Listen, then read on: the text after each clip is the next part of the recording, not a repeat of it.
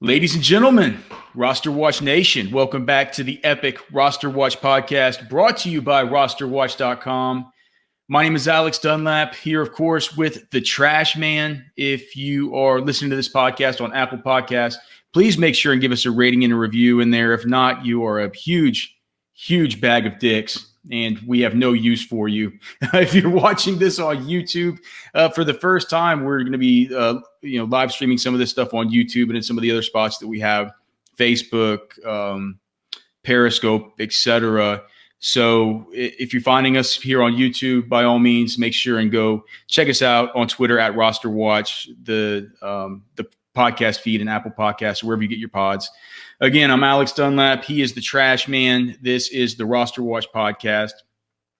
Trashman, Happy New Year, brother. Not quite yet. We're still gonna make it through a few more hours, at least on this side of the globe. You can eat some black-eyed peas? Tomorrow, probably. Somebody invited me over to lunch, so I imagine I'll have something like that.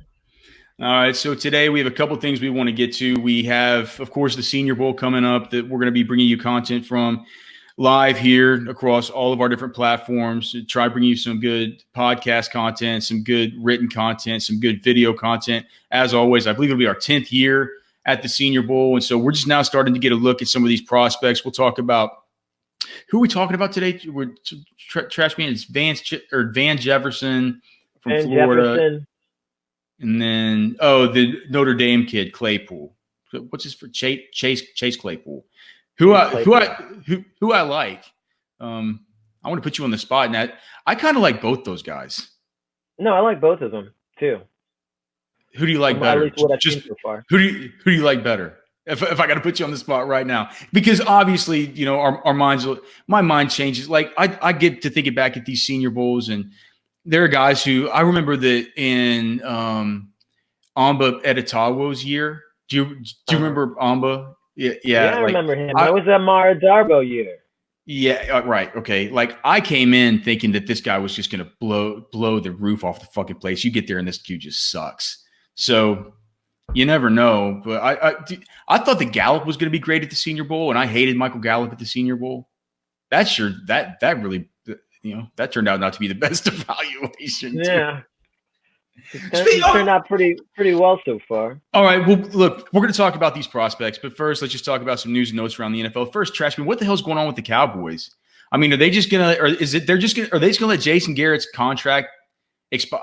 It's due to expire on Wednesday, right? It's like one of those relationships where you don't really know how to end it.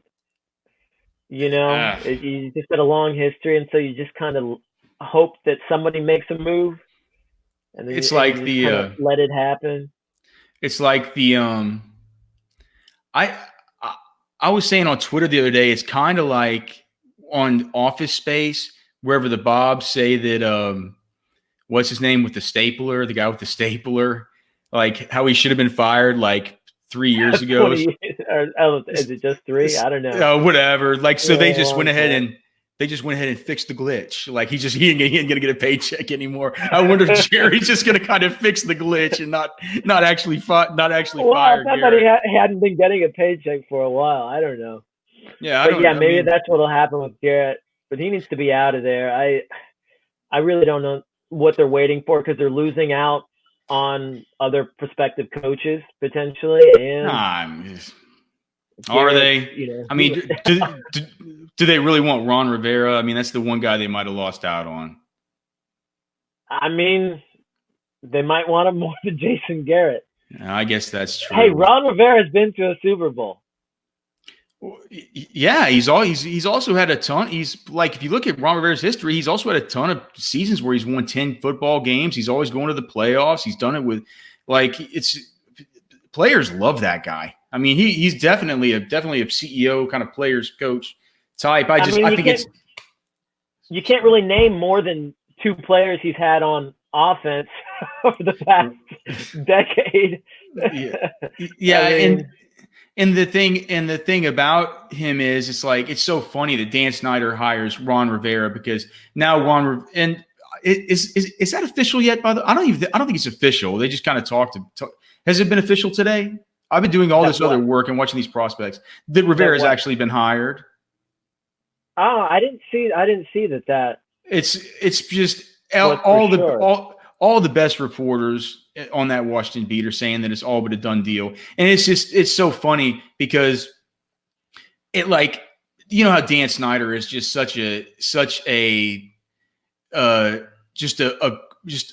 I don't know if he's just a glutton for punishment or like but he falls in love with these quarterbacks and these players, and some of these guys are Snyder's dudes. And Dwayne Haskins is clearly one of these guys, right? And so Snyder's not going to hire somebody that doesn't love Haskins. And I think it's so funny that he's basically a fantasy player that owns an NFL team. Like a fantasy owner that owns an NFL team as well. My question is, it's just so funny that, like, he brings in this big, like, ex-linebacker Ron Rivera, who's much more of a defensive-minded sort of CEO, players coach type than any sort of quarterback evaluator or quarterback whisperer. And Dan Snyder's like, so what do you think of Haskins? Did, like, you know, he's like, oh yeah, love Haskins. Like, but yeah, we can do a lot with that guy. It's he didn't have any fucking plans about what he's gonna do with Dwayne Haskins. I think they probably feel like they have a lot of good pieces on offense, and it's their defense that needs to be shored up. But Trashman, you can't tell me the job one for these guys is not like I don't understand how job one could not be developing the future franchise quarterback, the quarterback you spent a top 15 pick on. That's like, I'm sure that'll be a priority. I mean, but just look at Carolina. I mean, Cam Newton to whoever they had in the offense at the time. I mean, it's just like they got McLaurin there. They got guys maybe. It's just like I feel like Haskins. I mean, I feel like they feel like they have an offense that's kind of a bend but not break offense, and they just feel like they need to shore it up on defense. I feel like they feel like defense is maybe a bigger priority. Well, clearly, would you say what they want? Do you mean what Snyder wants? Because what they wanted last year was what Gruden wanted, and then it was what Bill Callahan wanted. And what Bill Callahan wanted was to run just to hand Adrian Peterson the football 22 to 25 times a game, come hell or high water, run the shit out of the football. It actually wasn't. I mean, towards the end of the season, it wasn't really that bad a recipe. The defense got better. You know, Adrian Peterson, like, somehow, I don't know how he started looking just maybe a little bit more spry. He always got stronger as the game and the season went on. Jesus Christ, Trashman. I feel like they had some good pieces with McLaurin and Sims there. Like, I mean, I actually didn't think their offense was playing that poorly near the end of the season. Dwayne Haskins is just brutal to watch, man. He got a little bit better in some of those games, but I just think it's funny. Snyder calling in Rivera to ask him what he thinks of Haskins. It's like, what the fuck? What the fuck's Rivera gonna say? You know, he's gonna say, "Oh yeah." I don't know, maybe Snyder thinks he's like a Cam Newton type of player, and so maybe he feels like he's got some a Cam Newton type player in Haskins. A guy with a big arm. He can't run for shit. Haskins can't run. Either can Cam at this point. Well, all right. So he's like an old Cam. Maybe so. Yeah, I'm sure that's just what He's like a one-leg Byron Leftwich. So basically, he's Cardale Jones or something. Yeah, you're gonna bring in Ron Rivera to build your team around that idiot. All right, but about Garrett, I mean, what do you think? I mean, is there any coach out there that you would be interested in for your Cowboys? What about all the Matt Rule stuff? It looks like he's going to interview with the Giants and the Panthers. He's not going to interview with the Browns. I mean, I actually thought Rivera might have been a decent pick for the Cowboys as far as shoring up the defense. I mean, they have an offense that works for them. What about Greg Roman from the Ravens? Do you think he could do similar things with Dak that he's done with that he's done with Lamar? I mean, what does he need to do with Dak? I mean, like I really don't think I really don't think it's the that's why I think Garrett has been such a problem, because I think they've had all the pieces. I think a lot of it's just been game management. I mean, yeah, and just not being able to take advantage of the, like, if you look at, I forgot who I was hearing talking about, so maybe on Pro Football Talk on their podcast or something. I apologize, man, to anybody who's listening to this who I might be. We have Twitter. a couple guys commenting. Yeah, do we? One where? Yeah. Where? I like to say I don't even know, man. I am brand new to this bullshit. We got Bali wishing us a happy new year. Oh, there you go. Cool, man. Victor Rogers. Yeah, well, thank you guys for listening. Big Money League. Thank you guys for listening. Congratulations. We got to remember, Trashman, this is a audio podcast first and foremost. So we'll be doing some screen sharing here for some of the prospect talk, but definitely have to remember to keep this dedicated toward the audio listeners. With that being said, Bali, Victor Rogers, love you guys. Giving those guys a shout out for tuning in. Okay, so what were we even talking about? Oh, all right. So are the Cleveland Browns ever going to get a head coach? It's so funny, man. Like Matt Rule says he doesn't even want to interview. I don't understand why. Because it's an organization that offers absolutely it offers no stability. I mean, but I feel like they've gotten rid of at least a couple guys who were creating a lot of that instability. I think Cleveland's got a good team. No, I do too. I wonder how much of it starts at the top. Now that I know that Dorsey's out of there, right? We found out Dorsey's out of there just earlier. I think that kind of helps because it's I agree.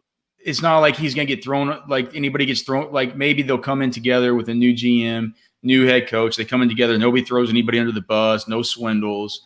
It's just, that's why I feel like it might have been a good idea to at least interview there. Because the thing is, I don't think there's going to be a lot of fire under him right away, or whoever ends up there initially. I feel like Cleveland is a little bit of a there's going to be some room for error, so to speak, maybe more than some other teams. All right. I want to talk about these prospects and everything like that. That's a little bit of news and notes. But first, Trashman, you'll have it RosterWatch.com this week. Your annual – we somehow made an annual thing just because we've had like some lady keeps asking you for this one product. I think she buys Roster Watch. Oh, look, man, I think that's our boy Sully from Houston chiming in, man. To Sully from Houston, congrats on the second annual takedown of the Banana Hammock Boys Listener League. Just unbelievable to win that maniacal league 2 years in a row. We'll definitely be seeing that dude at some point during the offseason for his reward. Okay, but anyway, so you make these playoff like one and done type rankings. I don't want to put you on the spot and ask you your strategy, but like, do you have any specific strategy you do with that? Do you try and save guys? Like for me in the playoff leagues, I generally just say I go in guns blazing, and then I just deal with who the fuck I need to deal with at the very end. Be a real trash man, because there's any guarantee that anybody's going to be making it through to the next week. That's true. I do try to consider the players who I think will be around longer. That is one of the deciding factors that I use in creating the cheat sheet. Just guys that I think are going to be around longer.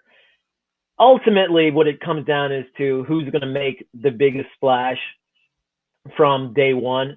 But the tiebreaker for me is definitely who I think is going to be, on to the next round. Fair enough. So let's just talk about these games. And Byron and I will be back on here, I guess, probably on, streaming here as well on YouTube again. If you're just finding us here, make sure and subscribe to the podcast on Apple Podcasts or wherever it is you listen. You can also, of course, hear us on SiriusXM, Fantasy Sports Radio. Find all of our content at RosterWatch.com that we're discussing. Buffalo and Houston's the first game we're going to get. I could have told you from the time that the season started that the Houston Texans are going to be playing in the first shitty game of the wild card round. It's just like, isn't it always the Texans, because they always win the AFC South and they always are playing in one of the worst games? Is it always the Texans? Maybe so. I feel like the Titans really made a push, but do you remember that year they played? Do you remember that year that the Texans played the Raiders, and the Raiders had Derek Carr got hurt, then the backup got hurt, and I forgot who they had to start. It was do you remember that they had to start? I remember the Raiders were so optimistic that season, and then everything. It's gonna drive me crazy to try to think about who that quarterback was that started that game. His name starts with a C. It's I'll think about it. I'll think about it at some point. Connor. First name Connor. Only Connor I can think of right now is McGregor. So no, so it was Raiders. Connor. I think his first name was Connor. Maybe his last name was, what the hell was this guy's? Connor Cook. Yep. Okay. So Connor Cook, they lost 27-14 to the Texans in that game. That was back in 2017. Look at the memory on me. All right. But anyway, so Texans are 2.5-point favorites. How are the Texans 2.5-point favorites over these 10 and 6? I mean, is it hard to believe the Texans are 10-6 too? The Texans have had a pretty good season. I feel like their season's been very similar to the Bills. The Bills are going to kick their ass. The Bills are going to kick these. Yeah, they're going to kick. I don't know. I don't think Will Fuller. I'm not sure Will Fuller is going to play. I think that these guys are going to get. I think that the Buffalo Bills will be there. That defense is going to be able to get after these idiots. I think John Brown's going to be able to get open deep on. It's going to have to be their defense. I don't know that they have. I feel like their offense is kind of similar to the Texans in that they have their major piece. Trashman, defense wins in the playoffs. Come on. Defense wins championships. Well, I don't know if it wins all the playoff games. Well, you gotta to win a championship, you gotta win the playoffs. And then Watt's coming back, right? Yeah, well, we have to keep an eye on it. But there's been talk that he could come back. Yeah. To be honest, I haven't been following that closely. I haven't been following closely enough. Let's just see, man. As usual, this is a very educational. JJ Watt will be active this week. Is that? I mean, is it's official that he's going to be good to go? It's not going to be a game time decision, or because I know they took him off IR. So yeah, he'll be active. Unbelievable. Whew. He's already back from a torn pectoral that happened in like week 7. When did that happen? Superman. Was it only week 7? I feel like it was earlier than that, but perhaps. Week 8. Oh, wow. Jesus Christ, man. He's like the Wolverine. Maybe it was just only a slight tear. The technology is so advanced these days. So in that game, I think the plays are probably, clearly Josh Allen could be a good play in this one because you don't know if they're going to win, and you know that he could shred, right? He could shred here. This is a definite spot where we could see an upside game out of Josh Allen. And look, this is the first time I've really looked over this slate and talked over it for fantasy. We'll have the DFS and the complete walkthrough pod with Byron, like I said, later in the week. But I just kind of want to get Trashman's thoughts as he gets to putting together his sort of one and done rankings. But by one and done, I mean the playoff fantasy leagues where you can start one player once but never use them again, right? And so in those types of leagues, I think Josh Allen can make a lot of sense. I think either quarterback in this game can make a lot of sense because I'm not sure I talked about it earlier. I'm not sure who's going to win in this spot. I thought you said that you thought the Bills are going to run away with this one. Yeah, the more I've thought about it, the more I'm not sure. I actually think the Texans are probably going to come away with this one. I guess what I should say is I think it's probably the game that I'm second most less sure of. I mean, I think the Patriots are going to win. I think the Patriots are. Oh, I'm most confident that the Saints are going to beat the Vikings. Yeah. Right. That's what I'm most confident about. I'm pretty confident the Patriots are going to beat the Titans. I don't know. I'm almost more confident that the Seahawks would beat the Eagles. I just don't know what to make of either of those teams. I don't really know what the Seahawks are at this point in the season without any of their running game. And fucking beast mode is out. Beast mode is out there. Like I tweeted out, I said half of America thinks if AP can do it. Half of America thinks they've been out. Dude. AP has not been out for as long at such a late portion of his career. As beast mode. He's been out. He looks bad. With Bear Grylls braving the wild. Bear Grylls doesn't brave the wild. Has he been out there faking it with Bear Grylls? He was out there with him. If he wants to fucking go out in the wild, he needs to go with Les Stroud. Les Stroud will take beast mode out there and really hang his ass out to dry. Not quite as entertaining, in my opinion. Les Stroud, he gets hugely tilted. I love watching him. Tennessee, New England 5-point favorites in this game. 44 total. Dude, 60% of the tickets on the under, 92% of the money. Or I'm sorry, 60% of the tickets on the over, but 92% of the money on the over right now. So all the sharp action's coming on this over 44. Can Derrick Henry get it going against them? Are you going to play him this week because it is the Patriots? But yeah, it is the Patriots. I don't know. He was how many yards short of the rushing title this season? No, what do you mean? 0 yards short. Get it? Yeah, he got it on the last fucking run of the game, dude. Vrabel called him over to the sidelines and told his ass, "You have 2 plays to get it done." And so Derrick Henry ran for like 2 yards on one, and then he took the second one to the house, 48 yards for the touchdown. I was watching that I stopped watching after the first play of it. I didn't think they were going to get it. He got it. It was a big run there to end. It was like a walk-off touchdown rushing title play. Well, I mean, in that case, yeah, then I'm starting Derrick Henry because you think the Patriots who just lost to the Dolphins. By the way, what the hell happened with that? Did you see Devontae Parker just smoking Stephon Gilmore? Devontae Parker has been the best wide receiver in the league since what? Was it week 7 or week 8? Well, no, that would be Michael Thomas. But you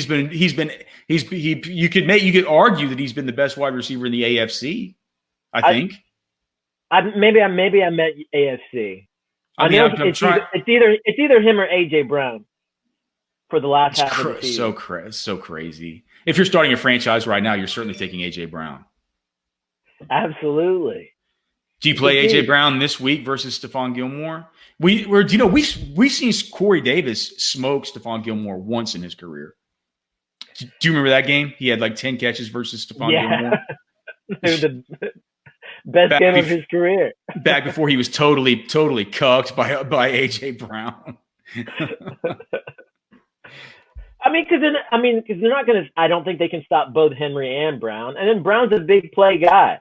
I don't think he needs that many. Trashman, I think that the one and done strat for the New England Patriots is to just don't play any of them because for one, there are better plays, and for two, they're probably going to win, and we might have to deal with playing them later, right? I would bump them down in your rankings. I would, it's like somehow they come out and win these games. That is true. Okay. I feel like I do feel like the Patriots running game is going to be pretty solid in this one. But who? Burkhead, James White, or Sony Michel? I like Michel. I think Michel's been doing well these past few weeks. And I just want to look at RosterWatch and see where on the matchup tool. I don't feel like the Titans. God damn it, man! I have to do this broadcast in Chrome, and Trashman. Have you used the Brave browser? The what? Brave. No. I said what that is. It's a terrific browser, and it keeps all your shit private. It keeps Big Brother from spying on your ass, and it blocks Brave. Yeah, it blocks all the pop-ups and shit. It's like I can't recommend it enough, even though we're doing this. Does it have its own search engine? No, you just go on Google. But every time you go on Google, it tells you it's blocking like 252 different trackers, and it's like all this. It's crazy, man. Okay, let's see here. So let's also look at last week's matchup tool, because the matchup tool doesn't automate through the playoffs. God damn it. Now it's trying. So there's an issue with that. Let me look at just last week's rankings. So week 17 rankings. Dude, I need to open up some browser. See, this is really good radio for everybody, but they should be used to it on this fucking show by now. We can edit out a couple minutes, right? No, I don't edit out shit, man. These people can deal with it. What's their problem? Let's see. Oh, I did. Do you know why I couldn't find it? Because I somehow made this be week 19 rankings. Okay, so for running back, Derrick Henry last week. Or wait, who did the Patriots play last week? The Dolphins. They played the Dolphins. So the Patriots last week. The number. So the Patriots are and then Tennessee played last week. Who was it? The Steelers? No, it was the Texans. No, the Texans. Of course. Okay. So we can look at, say, Duke Johnson. Yeah, you're right. It's a middling matchup, man. Tennessee has fallen off as far as a run defense matchup. I mean, it's literally right outside the top 12. So, I mean, that's fine. It's fine. I'd like to keep those guys. I'd like to be able to play them later, because it just feels like they're the kind of gross plays that we might not have to make just yet that could be helpful for us later. I don't know. I feel like this would be a good Sony Michel game. I don't know. Are you going to really play him whenever you have – so basically we can play right now Alvin Kamara. We can play Dalvin Cook. We can play Miles Sanders. Do you know who would be a good play here for Philly? Would be Boston Scott. Because we might not get Miles Sanders this week, but once Miles Sanders comes back, Boston Scott's not worth a shit. So maybe we could bump him up a little. That's true. But I don't know, man. Maybe that's tough. You can play any one of the Eagles wide receivers. I'm glad no, I'm not. If I did, I'd play Greg Ward. But dude, what's happened to JJ Arcega-Whiteside? They're bringing in Deontay Burnett off the fucking street. They're playing Greg Ward. They're playing like all these assholes. I don't understand. I don't understand if they just think he sucks or what. I loved him as a prospect. Speaking of that, we're gonna get to a guy, dude. Claypool reminds me of JJ. I just think maybe they don't think of him as a field stretching option, and I feel like he's kind of redundant if you're thinking about having Dallas Goedert there and I guess potentially Ertz. Fair enough. All right, Minnesota, New Orleans. I mean, clearly. Do you just have to play Michael Thomas, Alvin Kamara, all these guys right now just in case they lose and we don't get them again? Thomas, I think so. I think Kamara, Thomas, you need to maybe save Kamara. I think New Orleans wins, so maybe you just play Thomas. Like you don't want to lose out on it, because they'll have to play. Would they be playing? Well. So do they play San Francisco or do they play Green Bay? They would be playing – I believe they would be playing they would be playing San Francisco. I'd have to look at it. That'll be for you to do, Trashman, whenever you're making these goddamn rankings. Because you'll want to look ahead and to see who New Orleans is slated to play should they win. Because that could be a better matchup here if it's Green Bay coming up. You might want to save Thomas for. But it's not going to be better than Minnesota at home. Like, they've been so bad. Xavier Rhodes has been banged. These corners have been banged up. The Packers are the number 2. Okay, so they would definitely play I think that Minnesota is still a better matchup. And then you've saved Kamara for the Packers. That's how I feel like the Saints beat the Packers too. The Packers have been totally under the radar for me. I think Dalvin's the one must play if he's healthy, right? Yeah. Right. I mean, we're gonna lose him. And we could be losing Diggs and Thielen and like all these. So maybe bump the Vikings up a little bit. And then with the Seahawks and Philly, it's like, good luck, man. Like you almost just don't play any of those guys and see who moves on, because then that way we can decide if we want to play Malik Turner or wait, is he on IR? Like whether we want to play Jerron Brown or DK Metcalf or Tyler Lockett or Travis fucking Homer or Marshawn Lynch or Robert Turbin or any of these other assholes at some point later on, right? Yeah, I think we wait and see what we get out of beast mode. All right, let's get on to the prospect talk again. We'll be talking about a couple of guys from the Senior Bowl. The first two that Trashman and I have looked at here.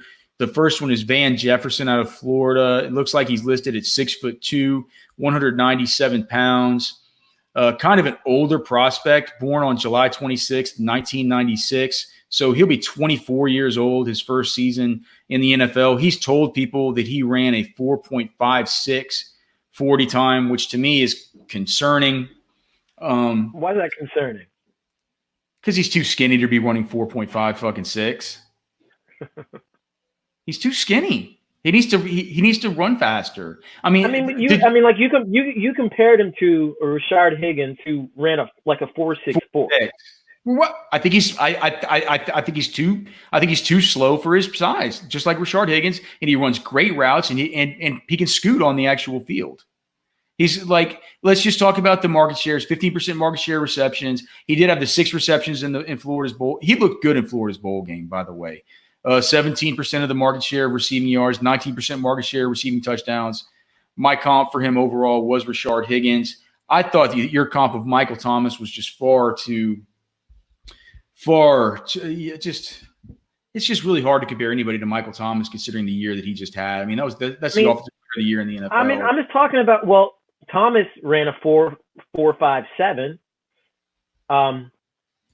I think their first move off of the line, their ability to kind of break the ankles of the defender with their first move is similar. I think they both got really good footwork. I think they're both primarily chain movers who can make big plays. Like, I feel like Michael Thomas, what he's good at is being dependable, being reliable. He's not that much of a big play guy. And so that's kind of what I was seeing in Jefferson. Well, so why not comp him to Jarvis? To Jarvis Landry? Yeah, is he too lanky and skinny with those skinny long legs? Yeah, I feel like size-wise, he's so high cut. He's so high cut with a real high butt on him. You know what I mean? Like his legs come up really far on it. He's got these really, really long, skinny legs. They just he's just, to me, he's just too. You don't remind you of Thomas at all. Maybe a little, like a miniature version. He's 6'2", 197. He's only 6 pounds lighter than Thomas. Dude, that's not true. He's about 20 pounds lighter than Thomas. Thomas is in the 215, 207. He was like 215 at his combine. I don't even know what he weighs now. Michael Thomas is not 3 pounds or something. That's crazy. He's a bigger, more. I mean, you've been around him. You've been around him in his pro day. You've been around him at New Orleans Saints practice. His legs are not as skinny, and he's not as slight of frame with his thin build as Van Jefferson. He just isn't. Van Jefferson looks like a short version of DJ Chark or something. It's just to me, it's a Michael Thomas, 212. To me, so we're talking more like 15 pounds at this time, right? So right.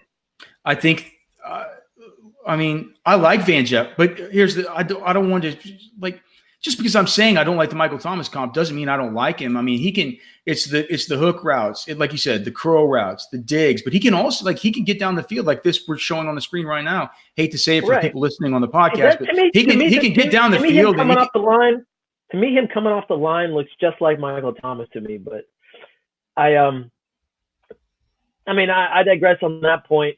I just feel like he's a guy who's a really good route runner. He's NFL ready.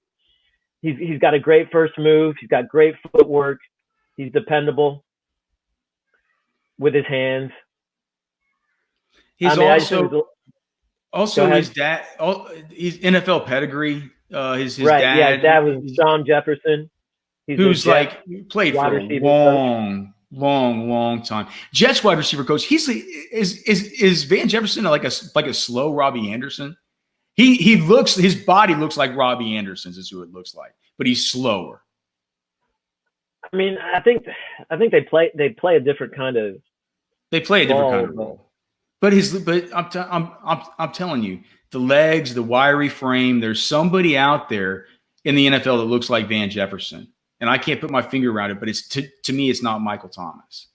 But I love his hands. He looks a little bit like Calvin Ridley to me. I can maybe see a little bit of that.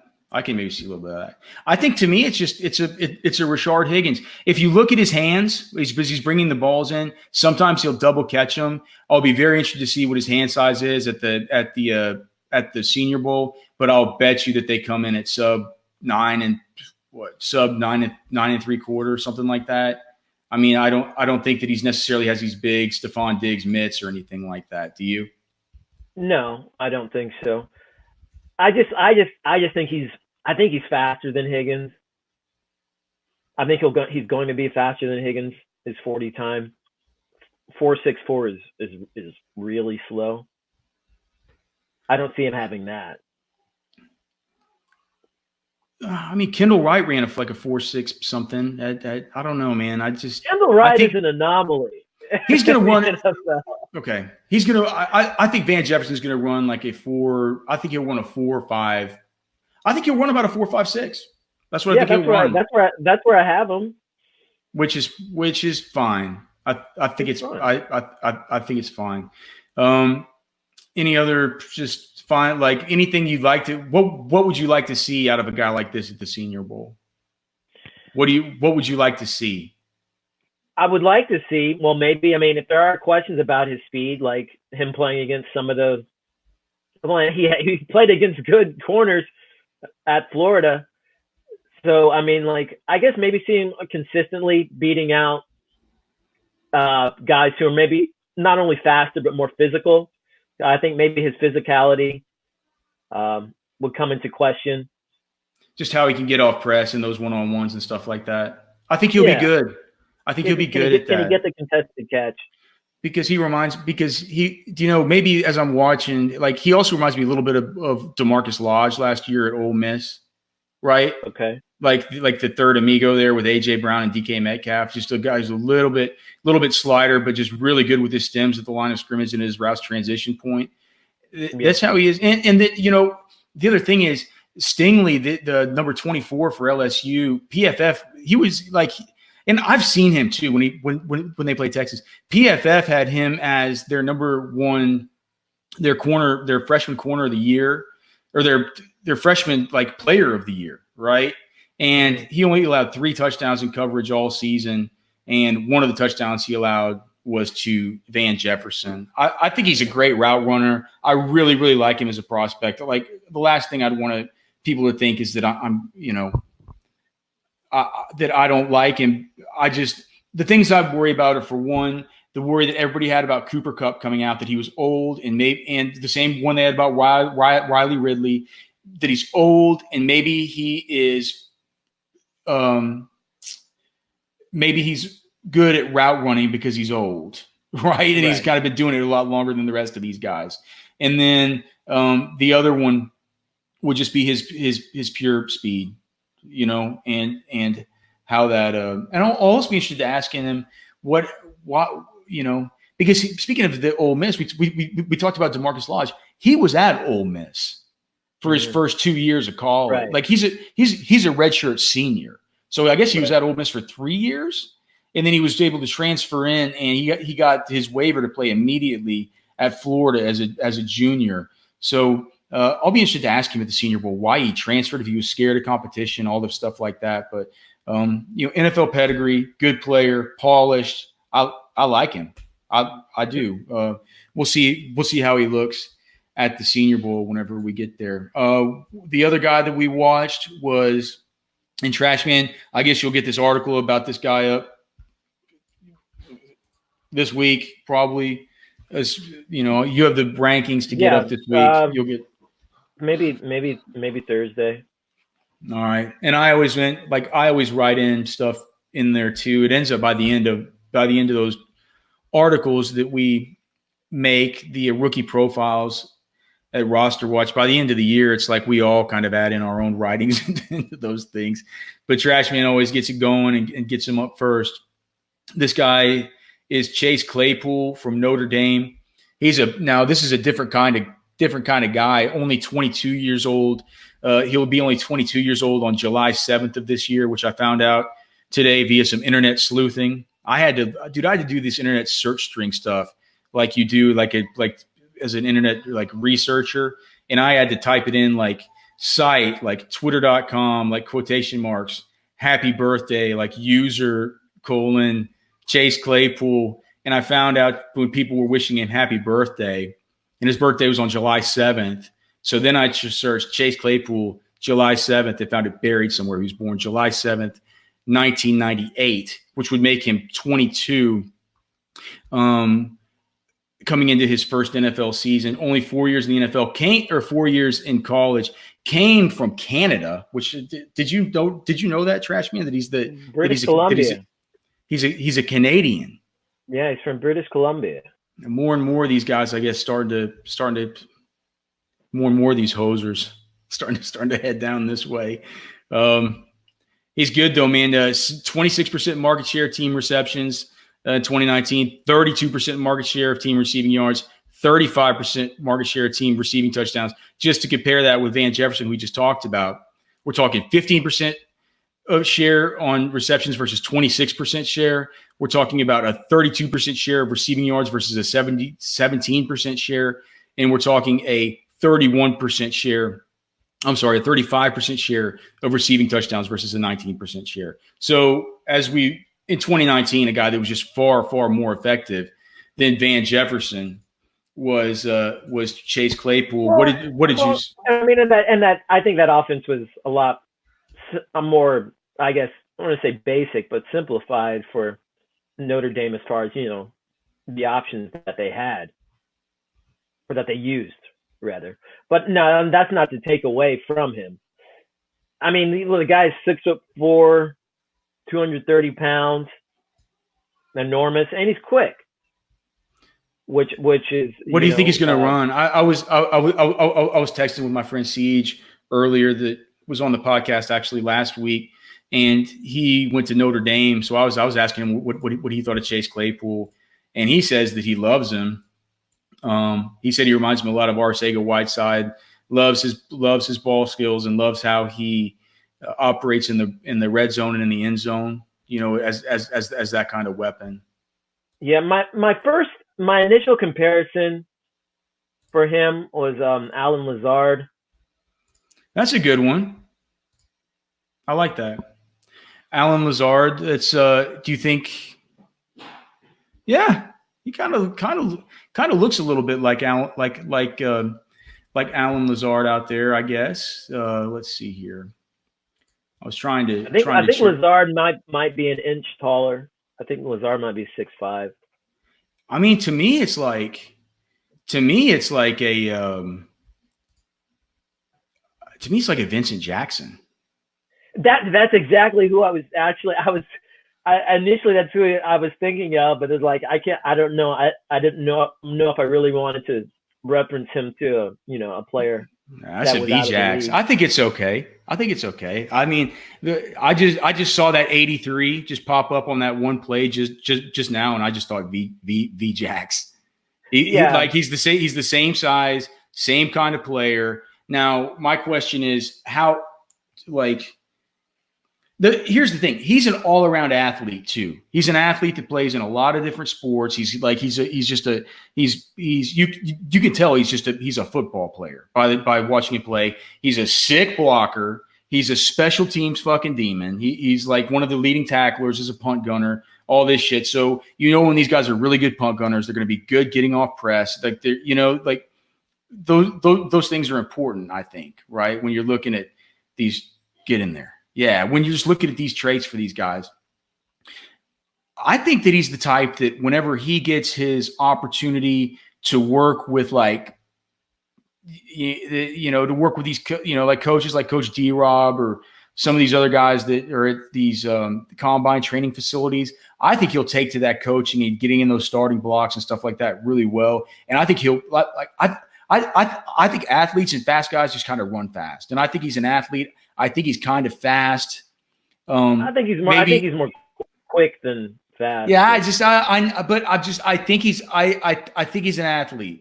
And when I think that these guys are athletes like this, I think even if they don't play that fast, I think they come in there and they kind of run faster than we would think. So I think that your boy, Van Jefferson, is going to run slower than you think. I think that Chase Claypool is going to run faster than you think. I think he could be a low 4.5s guy, which I don't think you – like, do you think he could – like, is that what you were thinking for him? High 4.4s, low 4.5s? No. You were thinking he would be slower? Yeah. Yeah. Lazard, I think, was a 4.62 guy. No, his best was a 4.56, and I think that's probably going to be about similar for him. What do you think about Claypool's route running? I think for a big guy, he runs a lot of routes. He ran quite a few slants, inside routes. I think he can really run any route, really. And that's why I was kind of struggling to find it. Well, I didn't want to go right with like the Mike Williams, comparison. Yeah, he doesn't remind me of Mike Williams as much. I mean, he's big. It was 6 foot, 6'4". Do you think he's really 229 also? Generally, they don't list receivers like that, like super heavy, like they do their defensive ends or offensive tackles, because scouts don't really want these guys getting too bunch right. over. Well, I mean, he almost reminded me of like an Evan Ingram on the field. Like I think he's too good on the outside to use as a flex tight end. But then again, man, these big slot types, do you kind of like him in that role, like a big slot? I mean, I think that makes a little bit of sense too. I mean, A.J. Brown has kind of shown what a big slot. Chris Godwin, Michael Thomas, like a lot of like Michael Thomas lines up in the slot a good bit. So it makes sense. What is it that, like at the Senior Bowl, what is it that you want to see out of a guy like this? I want to see him be able to separate. Like, not just with his body, not just being able to out physical guys, but to really get some separation on his route running. But I mean, that's my biggest concern with him. That and maybe just the speed. I want to see the game speed. All right, fair enough, man. He's got so many other intangibles, and he's already shown a lot. What did he had like 13 touchdowns? Yeah. This season? Scored over a third of his team's touchdowns this year. Seems like a really good kid, man. He's come through some just some harrowing personal situations in his family that show a lot of perseverance and a lot of adversity for going through some shit that somebody at his age should never, or that nobody period should ever really have to go through with the he lost his sister, and it's like that. I can't imagine what that would be like, and just so he talks about that stuff a lot, and apparently that's a lot of his inspiration.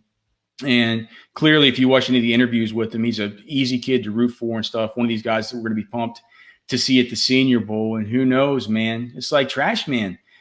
Don't you get fired up around this time of year, man? It's not going to be that long before we have a whole bunch of just a whole grip of brand new Golden Suns. Well, I'm excited about it, but I just think there's going to be a lot of talent. It's going to be hard to really, parse these guys from one another. I think when it comes down to it, there's going to be it's maybe one of the deepest wide receiver fields we've seen in a long time. So it's going to be tough finding the guys who are going to be able to separate themselves from the pack, I think. Well, that's why we pay you the big bucks, Trashman. You got to get it done. You got to figure it out. I'm getting paid big bucks for this. Something like that.